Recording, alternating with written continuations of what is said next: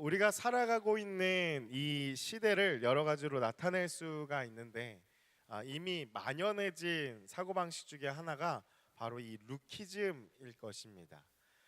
외모로 우열을 나누는 것이죠. 외모로 성패를 나누는 이 외모 지상주의가 아마 우리 안에 만연해진 사고방식 중에 하나가 아닌가 싶습니다. 우리에게서 멀리 떨어지지 않은 곳이죠. 이 다리 건너편에 있는 그 동네를 바라보시면은 정말 성형의 메카로 불릴 정도로 신사동에 성형의 메카로 불릴 정도로 한 건물에도 이 성형외과가 몇 개가 이렇게 들어와 있는지 모르겠어요. 그래서 그 딱 그 거리 자체가 양쪽으로 다 이제 성형외과 쫙 들어서 있죠. 그러한 모습을 봤을 때에 정말 많은 이들이 이 아름다움이라는 것을 향해서 찾아가고 있다라는 것을 보게 됩니다. 사람 안에는 기본적으로 이 아름다워지고 싶은 욕구가 있기 때문에 아마 그것이 발현된 모습이 나타난 것이 아닌가라고 우리가 생각할 수 있습니다. 그렇지만 사실 그 안에는 이 몸을 욕망의 도구로만 생각을 하고 이해하고 또 삼으려 하는 이 에로스적인 감성이 절대적으로 지배하고 있다. 그 결과다라는 것이죠. 오스트리아의 저널리스트인 이 발트라우트 포슈라는 사람이요 이러한 말을 합니다. 몸에 갈수록 집착하여 성적으로 매력적인 몸을 만드는 일에 엄청난 관심을 쏟는 현대인의 몸 집착 현상이 거의 종교적인 광기와 같다라는 것이죠. 여러분 요즘에 몸을 가꾸는 일들에 너무 많이 되게 강조를 많이 하죠. 그래서 두 가지인 것 같아요. 이 미디어의 컨텐츠들을 보면은 먹는 거 아니면은 지난 시간에 나눴던 이 식욕 먹는 거 아니면은 몸을 가꾸는 거 이 두 가지만 거의 많이 사람들이 이렇게 좋아하고 보게 되죠. 그런데 너무나 정확하게 찝은 것 같습니다. 몸에 갈수록 집착하여서 성적으로 매력적인 몸을 만드는 일에 이 현대인이 집착하는 이 집착의 정도가 이 종교적인 광기와 같다라는 것이죠. 종교적인 광기 하면은 우리가 떠오르는 최근에 이단들의 이런 사건들이 있잖아요. 거의 그 정도의 수준으로 우리는 몸을 가꿔야 한다는 그 강박관념, 근데 그것이 단순히 건강을 좀 뛰어넘어서 나의 성적인 매력을 좀 발산하기 위해서 그러한 몸을 가꾸는 이 모습들이 현대인 안에 이제 드러난다라는 것이죠. 여러분 우리 안에 쉽게 이해할 수 있는 예가 있습니다. 무엇이냐면 잘생기고 예쁘면은 다 괜찮다고 생각하는 사고방식이 있다라는 거죠. 여러분 잘 생각해 보세요. 정말 잘 분별해 보시면은 우리 안에 누구나 다 예외가 없습니다. 우리 주변에 있는 사람들 혹은 본인이 그렇게 해당한다고 생각하시면은 똑같은 잘못을 했어요. 근데 내가 생각하기에 조금 별로예요. 그리고 내가 생각하기에 조금 괜찮아요. 그러면 똑같은 잘못을 했어도 그 사람에 대한 평가나 태도가 달라진다라는 것이죠. 누가 봐도 잘생기고 누가 봐도 예쁜 사람이 작은 잘못을 하나 했을 때는 괜찮아 그럴 수도 있어 라고 하고 넘어가지만, 그러나 누가 봐도 조금 부족하게 생긴 것 같고 누가 봐도 좀 비호감처럼 보이는 사람이 똑같은 잘못을 했는데 그럴 때는 엄하게 다루는 이 사람의 모습을 볼 수 있다라는 것입니다. 그렇기 때문에 너도 나도 사람들에게 잘생기고 예쁘다는 인정을 받기 위해서 몸에 집착하는 이런 현상이 일어난다라는 것을 보게 됩니다. 우리 안에 너무도 뿌리 깊게 이 자리매김한 이 루키즘은 이제는 너무나도 자연스러운 사고방식이 되어버렸습니다. 그래서 이 저널리스트가 말하는 것처럼 정말 종교적인 광기와 같을 정도로 신념화가 되어 있다라는 것이죠. 물론 사람이 아름다움을 추구하는 것은 우리 안에 내재된 욕망입니다. 그래서 늘 아름다워 보이고 싶어 하려고 하는 것이, 더 멋지게 더 예쁘게 보이고 싶어 하는 것은 우리 안에 욕망이라는 것이죠. 이것을 부인하는 것은 아닙니다. 그런데 우리가 잘 분별해야 할 것이 무엇이냐면 이 사회 안에서 통용하고 있는 이 아름다움이라는 것에 대해서 한 번 더 생각해 봐야 한다는 거죠.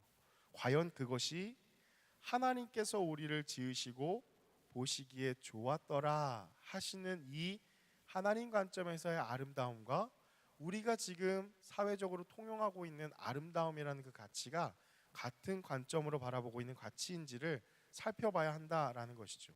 여러분, 전혀 다르다라는 것입니다. 여러분, 하나님이 지으신 이 사람의 아름다움이라는 몰 이해는 어떠한 것을 낳게 되느냐? 몸에 집착을 낳고 또 죄에 이르게 한다라는 것입니다.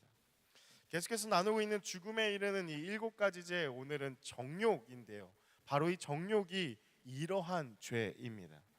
정욕은 사실 돈, 권력, 성 다 포함해서 사실 여러 가지 다 욕구 전체를 조금 더 지나치게 우리가 갖는다면, 탐하면 그렇게 나타낼 수 있는 말로 쓰일 수 있습니다. 그런데 오늘은 이 몸, 성과 관련된 욕구로 좀 이야기를 같이 나누고자 합니다. 태초에 하나님이 사람을 지으셨습니다. 따라서 사람 안에 있는 모든 것들은 하나님께로부터 나온 것이기 때문에 기본적으로 다 선한 것들이죠. 그 중에 하나인 이 우리의 성욕도 선한 것입니다. 왜냐하면 하나님께로부터 나온 인간들에게 하나님이 주신 선물이 바로 그 욕구 중에 하나가 바로 성욕이기 때문이죠. 우리가 그동안 보았던 욕망 여러 가지가 있는데, 특히 지난 시간에 보았던 이 식욕도 마찬가지죠. 식욕 자체가 문제가 아니라는 것이죠. 식욕 자체는 선한 것입니다. 먹어야 살죠. 그래서 하나님께서 우리에게 주신 중요한 이 욕망, 사람을 이루는 욕망 중에 하나라는 거죠. 그런데 지난 시간에 한번 생각해 보면은 무엇이 문제가 됐느냐? 그 욕망 자체가 하나님 자리에 올라갔을 때 문제가 됐다라는 거죠. 식욕 자체는 너무나 자연스럽고 하나님이 주신 우리의 복입니다. 잘 먹을 수 있는 게 얼마나 큰 복인데요. 잘 먹지 못해서 힘들어하시는 분들이 많잖아요. 근데 그것이 하나님 자리에 올라가게 될 때에 문제가 있게 되었다라는 거죠.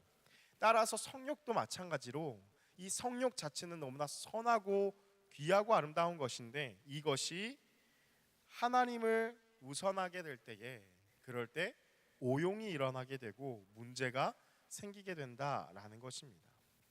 여러분, 따라서 인간의 이 정욕이라는 것은 무엇이냐? 이 정욕이라고 하는 이 말은요, 라틴어 룩소리아에서 왔는 이 온 말인데요. 그 뜻은 이렇습니다. 사치, 과잉이라는 뜻입니다. 자신의 욕망을 위해서 무절제한 것이죠. 자신의 욕망을 위해서 무질서한 남용을 뜻하는 것이 바로 이 정욕이라는 거죠. 그래서 여러분, 정욕은 혼자 과잉이 일어날 수 있을까요? 그렇지 않죠. 상대가 있어야 한다라는 거죠.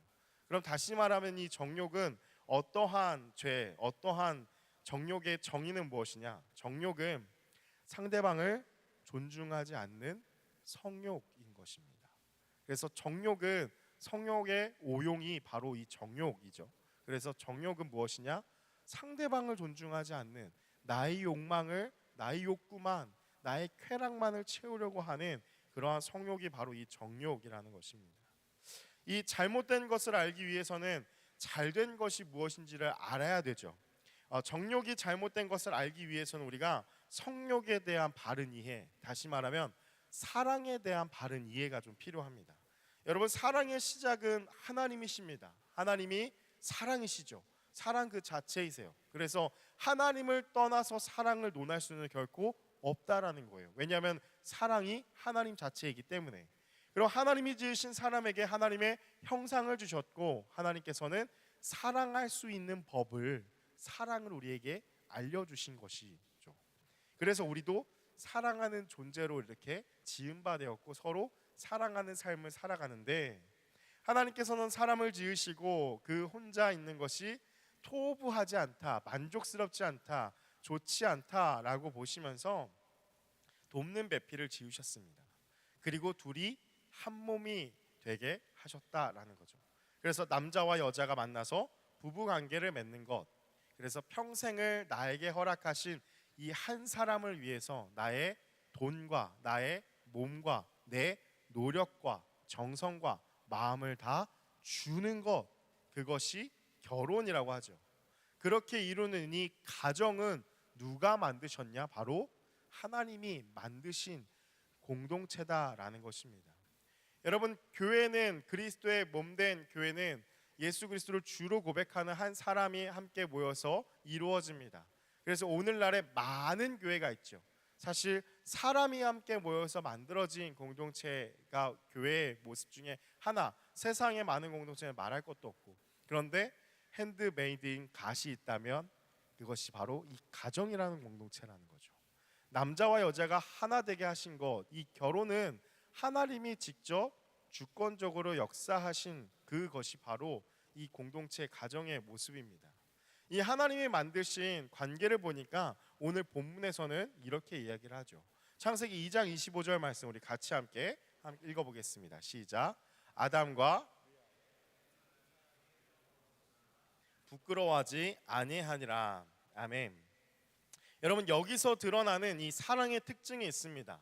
아담과 그의 아내 두 사람이 이 전에 24절의 말씀은 하나님이 그 줄에 서신 거예요. 둘이 한 몸을 이룰지니라 하고서 줄에 서시고서 25절에 결혼한 그 부부의 결과가 어떻게 되느냐가, 특징이 어떻게 되느냐가 나타나는 게 25절입니다. 아담과 그의 아내 두 사람이 벌거벗었으나 부끄러워하지 아니하니라 라고 분명하게 이 사랑의 특징에 대해서 이야기를 하고 있다라는 것이죠.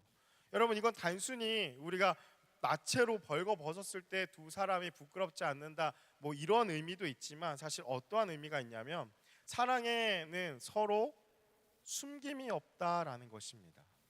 사랑의 특징은 무엇이냐? 서로 숨기지 않는다라는 것이죠. 부끄러워하지 않는다라는 것입니다. 여러분, 그래서 사랑의 특징은 무엇이냐? 사랑은 모든 관심이 다 상대방에게 있습니다. 그래서 상대방에게 나를 다 헌신하려고 하죠. 다 내 몸을 다 드리려고 하죠. 다 던지려고 하는 것이 바로 사랑의 특징이라는 것입니다. 사랑은 또한 인격적으로 교감하는 것이 사랑이죠. 따뜻하고 또 감사하고 기쁨이 넘치게 되는 것이 이 사랑의 특징이라는 것입니다. 여러분, 잘 들으셔야 됩니다. 사랑은 뭐라 그랬죠? 사랑은 서로에게 숨김이 없는 것이 사랑이라 그랬죠. 그렇죠? 그리고 사랑은 모든 관심이 상대에게 있다라는 것입니다. 그래서 상대방이 기뻐하는 것을 위해서 내 몸을 다 불사르는 것, 그것이 사랑이라는 것이죠.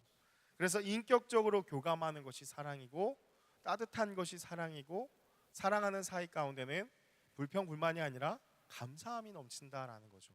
나같이 부족한 것을 이렇게 사랑해 주다니 라는 것이 서로 고백하는 사랑의 특징이 된다라는 것입니다. 무엇보다 사랑이신 하나님과 함께하는 이 에덴 동산이 있었기에 아담과 하와의 마음에 기쁨과 만족이 충만하게 되었고, 어떠한 결핍이 없는 상태가 되었다라는 것이죠. 바로 이것이 창세기 2장 25절이 말하는 그 사랑의 특징, 이 두 사람의 관계의 특징이었다라는 것입니다. 그래서 하나님과 아담과 하와, 우리가 항상 얘기하는 많이 들어보셨을 거예요. 해 아래 새 것이 없기 때문에. 저도 항상 이제 누가 커플이 찾아오고 상담을 하면 항상 이런 얘기를 해줘요. 이 삼각형의 관계가 있다라는 거죠. 위에는 하나님이시고 아담과 하와죠. 남자와 여자예요. 하나님을 향해서 그 눈이 서로의 바라본다면, 하나님을 향해서 남자의 눈이 바라보고 여자의 눈이 바라본다면 계속해서 그 둘의 관계는 가까워질 수밖에 없죠. 근데 서로가 서로를 바라보면서 하나님을 배제한 채 계속 가까워지려고 하면은 할수록 멀어질 수밖에 없다라는 거죠. 그래서 근본적으로 하나님께서 지으신 공동체가 이 가정, 부부라는 관계이기 때문에 사랑의 속성도 이와 같다라는 것입니다. 둘만 좋아서 죽고 못 살아서 이렇게 결혼하는 것이 결혼이 아니라, 부부가 되는 것이 아니라 하나님을 중심에 모시고 남자와 여자가 서로 하나님을 바라보는 것이 참된 가정을 이루는 아름다운 모습이라는 것이죠. 왜냐하면 하나님께서 지으신 이제 가정이기 때문이죠. 그런데 하나님을 거부하고 스스로 하나님이 되고자 하는 이 마음 때문에 이 기쁨의 동산, 에덴 동산에서 쫓겨나게 되죠. 그래서 하나님을 향하고 타인을 향해야 할 이 사랑의 방향이 어떻게 되느냐? 왜곡되어서 자신만을 향하게 된다라는 것입니다. 그것이 인류의 죄로 인해서 지금 우리가 갖고 있는 근본적인 죄가 바로 이 자기 사랑이라는 것입니다. 우리 안에 주신 이 성욕도 마찬가지로 상대방을 위해서, 상대방을 기쁘게 하기 위해서 나에게 주신 것이 바로 성욕이라면 그것이 왜곡되어서 나의 욕망만을 채우기 위함이고 나의 쾌락만을 채우기 위함으로 바뀌었다라는 것입니다. 여러분, 따라서 왜곡된 이 성욕인 이 정욕의 특징이 무엇이냐? 바로 사랑과 정반대를 이룬다라는 것이죠. 여러분, 정욕의 특징은 무엇이냐? 정욕은 아까 사랑은 숨김이 없다 그랬잖아요. 부끄러워하지 않는다 그랬어요. 정욕의 특징은 뭐냐? 숨기는 것이 많습니다. 여러분, 혹시 커플이 계시다면, 부부가 계시다면 잘 생각해 보십시오. 서로 숨기는 게 많다. 그러면은 내가 정말 사랑하고 있는 건가, 사랑하지 않는 건가? 여기서 바로 판가름이 날 수 있다라는 거죠. 숨기는 것이 많은 것, 그리고 부끄러워하는 것이 많은 것이 정욕이라는 것입니다. 여러분, 현대인들이 요즘 정욕의 특징이 너무나 무분별하게 사실 나오는데요, 명확하게 알 수 있는 특징이 이것입니다. 여러분, 사랑이 없는 하룻밤에 원나잇, 잠자리를 갖게 되죠. 그리고 나서 아침에 일어났을 때 현타라고 하죠. 현실 자각 타임이 오는 순간 그 부끄러움, 그 말로 할 수 없는 수치심, 내가 왜 이랬을까 하는 마음, 그 모든 것들을 살펴보면 그것은 정욕이지 결코 사랑이 아니라는 것입니다. 따라서 사랑은 반대로 얘기하면 그렇죠. 부부간에 잠자리를 하고 났을 때에 그 사랑이 더욱더 깊어지는 것입니다. 잠자리뿐만이 아니라 나의 모든 일상생활을 함께하고 싶은 욕망이 일어나는 것이 바로 이 사랑의 관계라는 것이죠. 그러나 반대로 이 정욕은 그렇지 않다. 부끄러운 것이 많고 숨기는 것이 많은 것. 그래서 정욕의 모든 관심은 다 자기에게 있다라는 것입니다. 정욕의 모든 관심은 다 나의 쾌락을 충족하는 것에만 관심이 있고 헌신은 당연히 없습니다. 내가 원하는 것만 내가 채우기 원하는 것. 그래서 따라서 이 정욕은요, 비인격적인 것이고 현재의 감정과 이 만족에만 몰두하면서 고독하고 외로운 것이 바로 이 정욕의 특징이라는 것입니다. 성경에서도 이 정욕과 관련된 이야기가 참 많이 나타납니다. 왜냐하면 하나님께서 우리의 삶을 다 아시기 때문에 이렇게 살면 안 된다라는 많은 표현을 이 성경 안에 주셨기 때문이죠. 아마 대표적인 정욕으로 인해서 정말 비참한 삶이 되었던 그 삶 중에 하나가 이 다윗입니다. 사실 우리의 기억 속에 다윗 하면은 하나님 마음에 합한 자, 예배자, 그러한 위대한 왕으로 많이 그려져 있죠. 그러한 이유는 무엇이냐? 다윗이 바로 이 정욕에 대한 죄를 짓고 바로 회개하였기 때문에 그나마 우리의 기억 속에 지금은 그렇게 남아 있는 것이죠. 그러나 잘 살펴보면 이 다윗은 정말 일반인이 짓기 힘든 그러한 죄를, 어마무시한 죄를 지었다라는 거죠. 잠깐 그 말씀을 한번 살펴보면요, 사무엘하 11장 1절과 2절의 말씀인데요, 우리 같이 함께 읽어보겠습니다. 시작. 그 해가 돌아와 왕들이 출전할 때가 되매 다윗이 요압과 그에게 있는 그의 부하들과 온 이스라엘 군대를 보내니 그들이 암몬 자손을 멸하고 라빠를 에워쌌고 다윗은 예루살렘에 그대로 있더라. 저녁 때에 다윗이 그의 침상에서 일어나 왕궁 옥상에서 거닐다가 그곳에서 보니 한 여인이 목욕을 하는데 심히 아름다워 보이는지라. 아멘을 하기가 좀 어렵죠. 여러분, 어떻습니까? 어떤 사건이죠? 1절 말씀 보시면은 왕들이 출전하여 싸워야 할 이 전쟁을 앞두고 있었다라는 거예요. 왕이 직접 출전을 해야 돼요. 그래서 나를 따르라 해가지고 함께 싸워야 될 이 전쟁이 있었는데 이 다윗이 그가 한 행동을 보니까 다윗은 예루살렘에 남아 있고 그의 부하들만 이 전쟁에 보냈다라는 거예요. 다른 나라 왕들은 다 출전을 하는데 다윗만 예루살렘 왕궁에 그대로 남아 있고 그의 부하들만 전쟁에 보냈다라는 것이죠. 그리고 예루살렘 자신의 왕국에서 한가로운 시간을 보냅니다. 저녁에 자야 하는 잠을 안 자고 침상에서 일어났다라는 거예요. 여러분, 저녁에는 잠을 자야 됩니다. 여러분, 잠을 자지 않으면 반드시 정욕 가운데 빠질 수밖에 없다라는 거예요. 여러분 꼭 기억하셔야 됩니다. 성경이 그것을 우리에게 교훈을 주고 있죠. 저녁에 자야 하면 잠을 안 자고 침상에서 일어났다라는 것이죠. 여러분, 왜 일어납니까? 그냥 자야지. 일어났어요. 좋아요. 그것까진 좋아요. 그런데 그 왕궁을 이제 거닐다가, 왕궁의 옥상을 거닐다가 어디선가 소리가 들려오죠. 어디선가 무엇이 보이기 시작합니다. 한 여인이 목욕하고 있는 모습을 이 다윗이 본 것이죠. 여러분, 잘 생각해 보세요. 요즘에는 그 여러 가지 공해가 있잖아요. 소음 공해도 있고, 가장 큰 게 또 뭐 있죠? 빛 공해가 있어요. 왜냐하면 그만큼 이 발전을 했어요. 그래서 이 조명이 강렬하게 한밤 가운데도 이제 나타나죠. 여러분, 근데 이 시대 때에, 그렇죠? 이 시대에 이런 라이트가 있어요? 없잖아요. 이 시대 달빛이 밝으면 얼마나 밝았다고. 그 밤에, 그 시대에 무엇이 보인다고. 여러분, 다윗은 한 여인이 목욕하는 모습을 보고서 정욕에 불타기 시작했던 것이죠. 그래서 어떠한 일을 하느냐, 다윗이 사람을 보냅니다. 그래서 그 여인이 누구인지를 알아보게 합니다. 신하가 돌아왔죠. 그 여인이 누군지 알았습니다.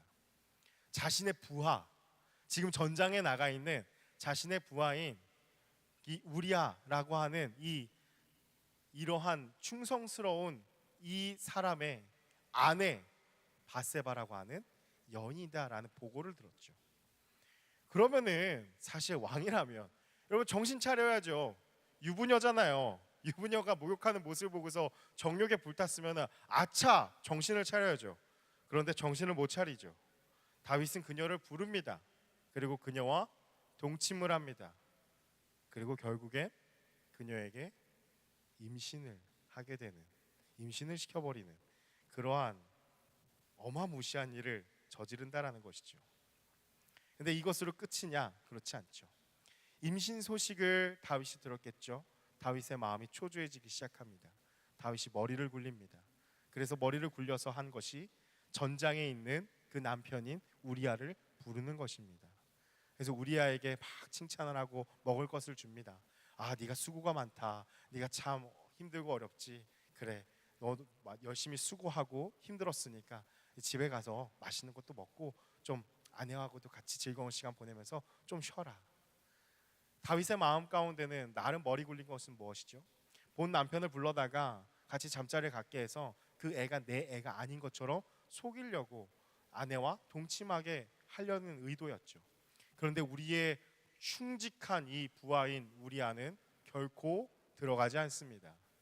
어떻게 나의 동료들은 지금 전장에서 싸우고 있는데 내가 이렇게 쉴 수 있습니까? 하는 마음으로 밖에 나와서 밤을 지새우게 됩니다. 그 계획이 실패하자 다윗의 마음 가운데는 더 다급해지고 불안해지죠.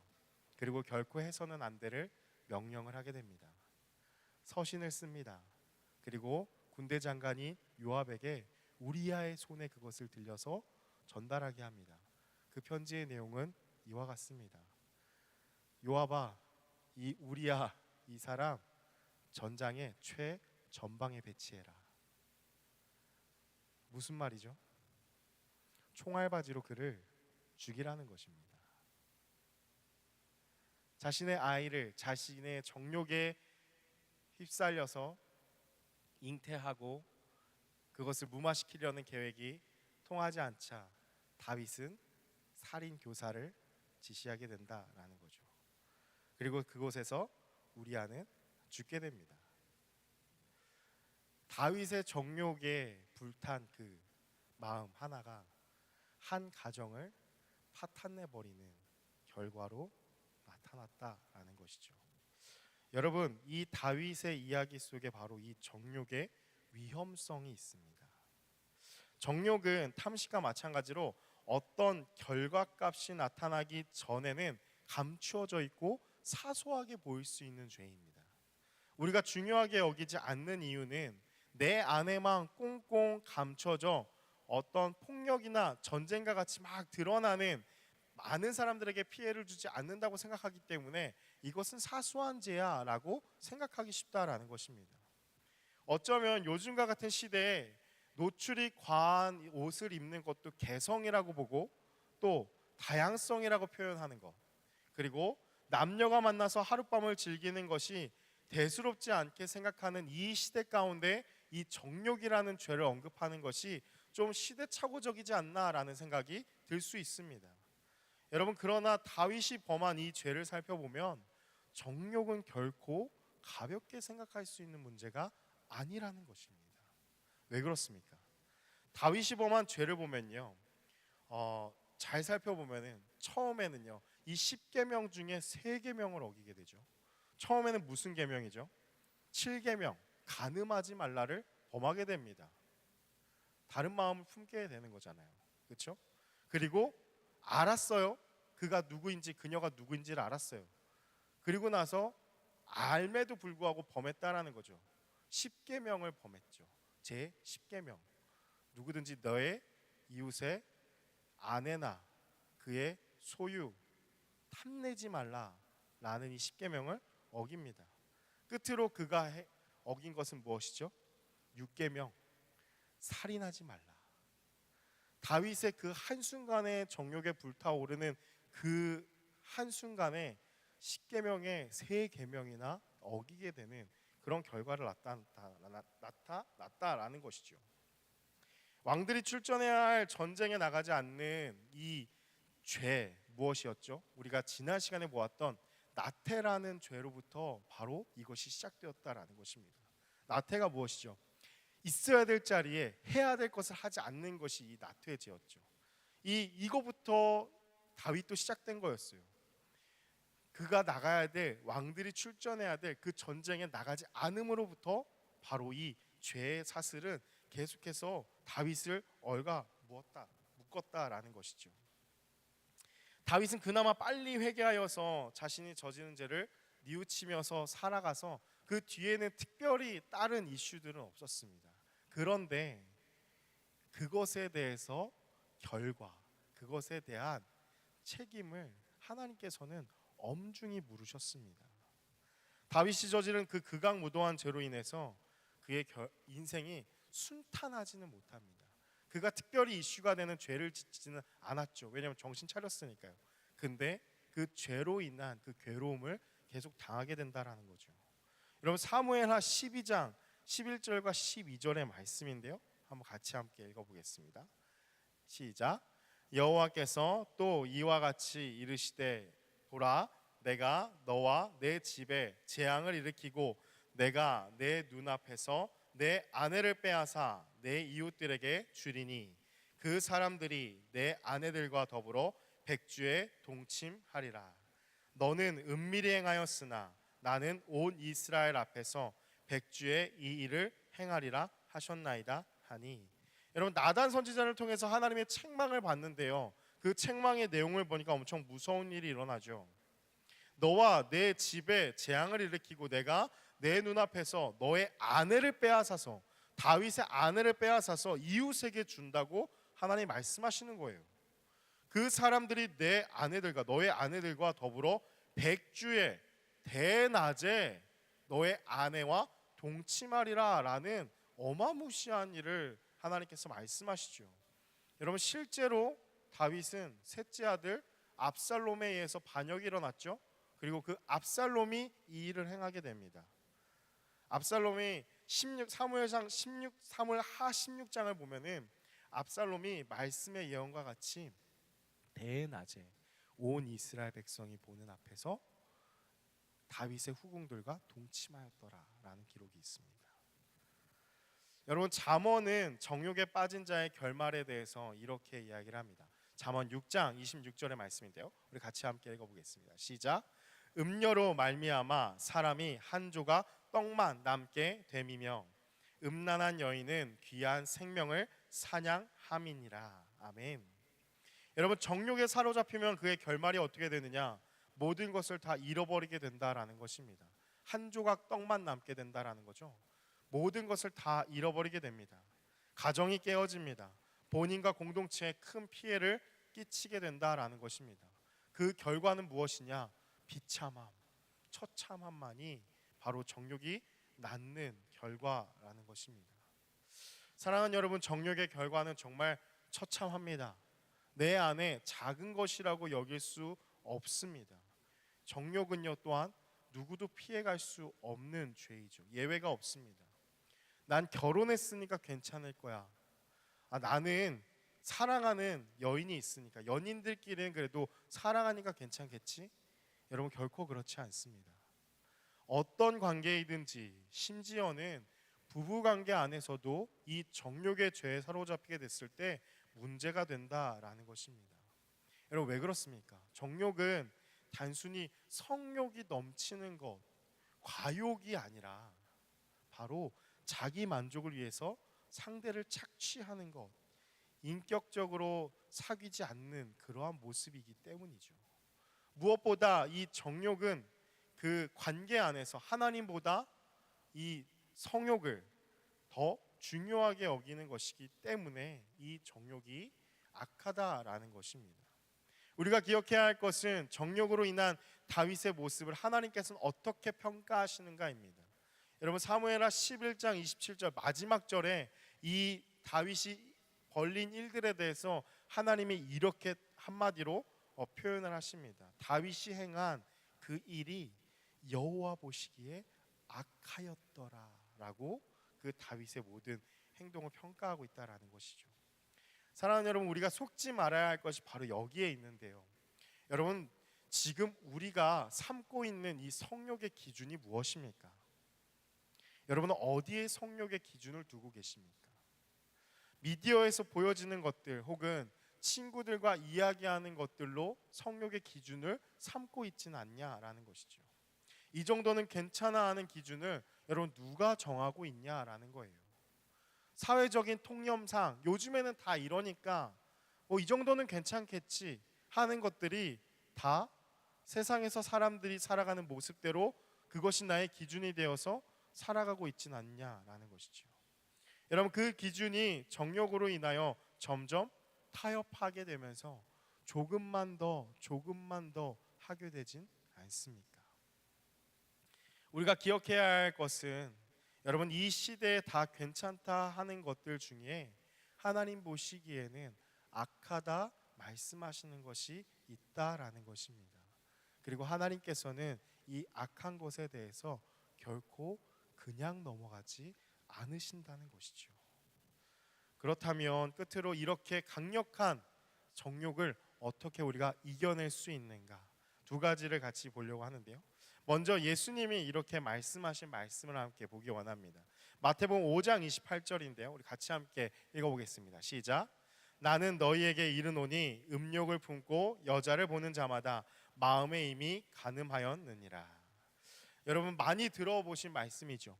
여러분, 여기서 음욕을 품는다는 것은 정욕의 대상으로 삼기 위해서 그 여자를 계속해서 바라본다라는 것이 바로 음욕을 품고 바라본다라는 의미입니다.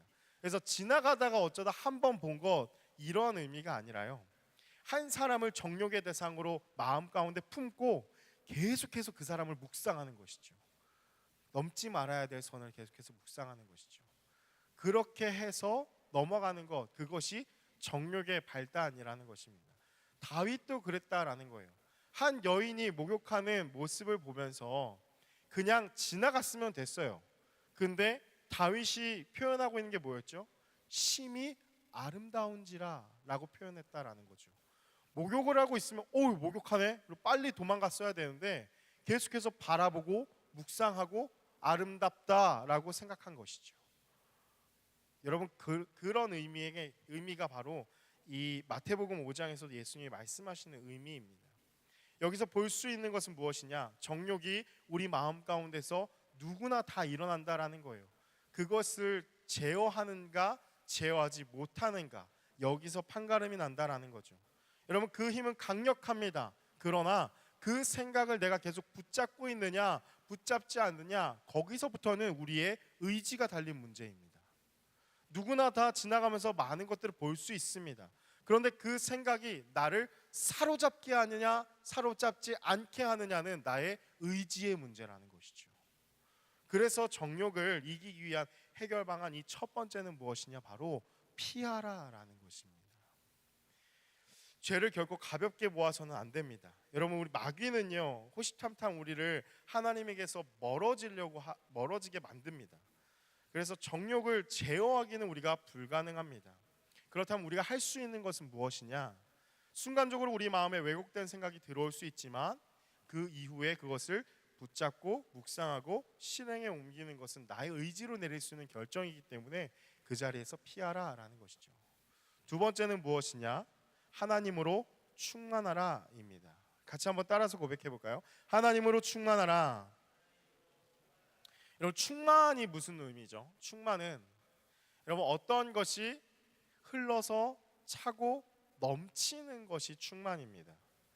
그래서 정욕을 의지적으로 붙잡고 묵상하면은 그것이 어떻게 되죠? 우리 안에 계속해서 쌓이고 차고 흘러서 넘치게 됩니다. 정욕이 넘치게 되니까 다윗이 그 이후에 내 아내를 탐하고 그리고 또 네 이웃의 아내를 탐하고 그리고 살인하게 되는 결과를 낳게 됐다라는 거죠. 그렇다면 반대로 그것을 밀어낼 수 있는 것은 무엇이냐? 하나님으로 계속해서 우리 마음을 충만하게 채우는 것, 그것이 바로 방법이라는 거죠. 이 유명한 아우구스티누스가 이러한 말을 합니다. 정욕은 육체의 죄인 동시에 영적인 죄로 간주해야 한다라고 이야기를 합니다. 여러분, 아우구스티누스의 이러한 정욕에 대한 말을 유의 깊게 살펴봐야 하는 이유가 있습니다. 왜냐하면 그는 가장 성적으로 문란하고 방탕한 삶을 살았던 사람이 바로 이 아우구스티누스였습니다. 그런데 로마서를 읽고 그 모든 삶을 하나님을 만나게 되므로 바뀌게 되는 삶을 살았던 인물이 바로 이 어거스틴이라는 것이죠. 그가 회심한 후에 경험한 것은 하나님과 함께하는 그 삶이 내가 성적으로 문란한 삶을 살았을 때보다 비교할 수 없는 기쁨과 만족이 있다라는 것을 경험한 것이 바로 이 어거스틴이었기 때문에 그는 하나님을 경험하고 그의 삶을 하나님으로 채우게 되니 그 안에 있는 모든 정욕이 다 떠나가고 바로 이렇게 고백하는 것이죠. 육체의 죄인 동시에 영적인 죄로 간주해야 한다라고 이야기를 하는 것입니다. 여러분, 하나님의 만난 사람들의 특징이 있습니다. 그 특징은 무엇이냐? 세상의 쾌락을 보면요, 그것에 유혹을 받는 것이 아니라 그것이 저급해 보인다라는 거예요. 왜냐하면 더 비교할 수 없는 참된 기쁨과 만족을 얻었기 때문이죠. 사랑하는 여러분, 말씀을 마무리합니다. 여러분, 정욕을 단순하게 여겨서는 결코 안 됩니다. 우리를 정말 처참하게 만드는 죄가 바로 이 정욕이기 때문입니다. 우리의 생각의 기준, 우리의 주변의 소리에 우리가 절대 속으면 안 됩니다. 정욕은요 결코 기쁨을 줄 수 없습니다. 또한 정욕은 내 힘으로 아무리 저항하려고 해도 할 수 없는 것이 바로 이 정욕이라는 것입니다. 여러분, 우리 안에 하나님으로 가득 채우게 될 때에 이 정욕이 떠나간다라는 것입니다. 여러분, 바로 이 기쁨을 맛보는 것, 바로 이 경험을 할 수 있는 곳, 하나님으로 충만해지는 경험을 할 수 있는 곳이 바로 예배입니다. 사람은 하나님을 높이는 이 예배 안에서 진정한 기쁨, 진정한 만족을 맛볼 수 있기 때문에 우리가 하나님을 예배함으로 그리고 내 안에 하나님으로 계속해서 채우게 될 때에 하나님이 내 마음 가운데 충만하시게 될 때에 우리 안에 있는 그 정욕은 떠나가는 것입니다. 그 음란은 자유하게 될 수 있다라는 것입니다. 여러분, 정욕은 왜곡된 사랑, 거짓된 사랑, 바로 왜곡된 자기 사랑의 형태가 바로 정욕입니다. 따라서 우리는 하나님의 사랑, 이 진짜 사랑을 경험하게 되어야지, 진짜 사랑이 우리 안에 충만해져야지, 그것을 경험하고 누리게 될 때에 이 가짜 사랑, 이 정욕에서 벗어나고 해방될 수 있게 됐다라는 것입니다. 사랑하는 여러분, 지금 정욕 가운데 사로잡혀 계신 분 계십니까?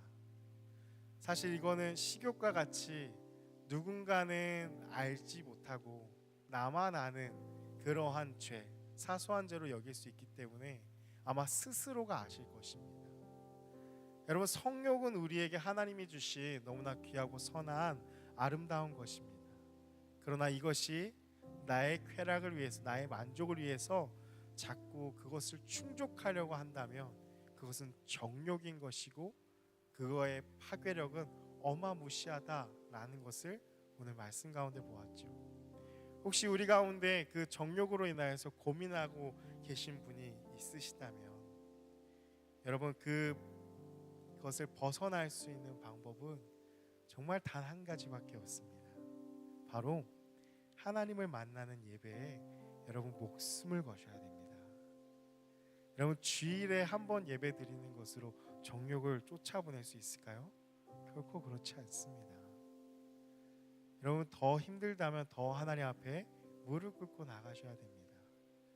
그래야지, 하나님으로 우리의 마음을 채워야지 우리 안에 이 정욕의 사슬에서 그 하나님의 능력으로 자유하게 된다라는 것입니다.